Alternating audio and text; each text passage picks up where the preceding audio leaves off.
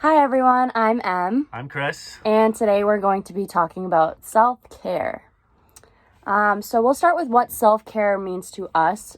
Personally, in my mental health journey, self-care means taking the time out of my day to do something or multiple things that benefit my mental health.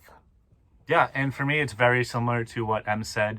Just doing something every day, not every other day, not once a week, that makes me happy, makes me feel good, and helps me get through the day.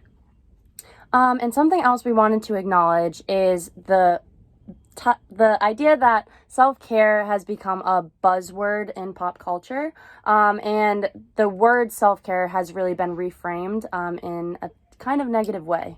So we see self-care in pop culture more so as self-indulgence. Maybe it's drinking with your friends on Friday or Saturday night. Maybe it's retail therapy or going to the spa and having like a bubble bath or something like that.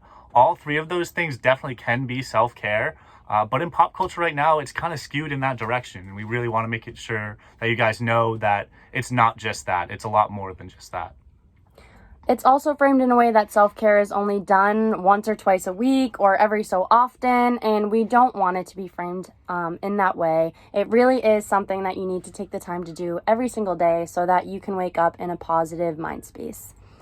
And so next we'll talk about what works for us in terms of self-care. Personally, I love waking up in the morning and going for a walk, and starting my day not on my phone. That is huge for me, to disconnect from technology for the first couple minutes that I wake up.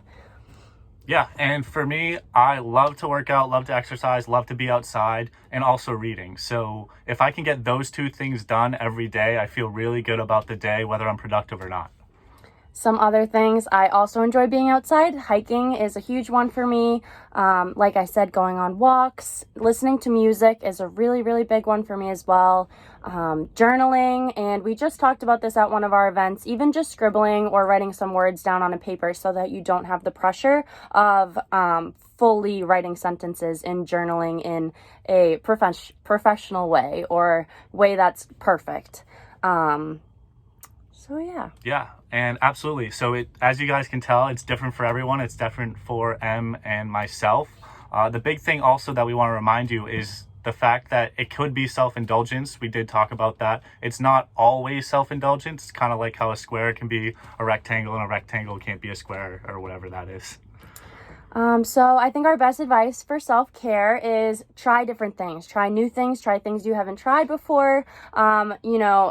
Last week I tried yoga. It wasn't for me, but I've tried different things like hiking, and I love that. So take the time to try different self-care practices and see what works for you and incorporate your favorite ones in your everyday life to live a more positive, mental health prioritized life.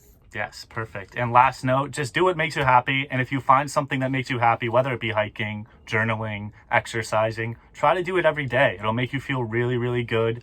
And it'll give value to your day aside from just that normal productivity that we have in our society today. Find joy in your self-care. Through that.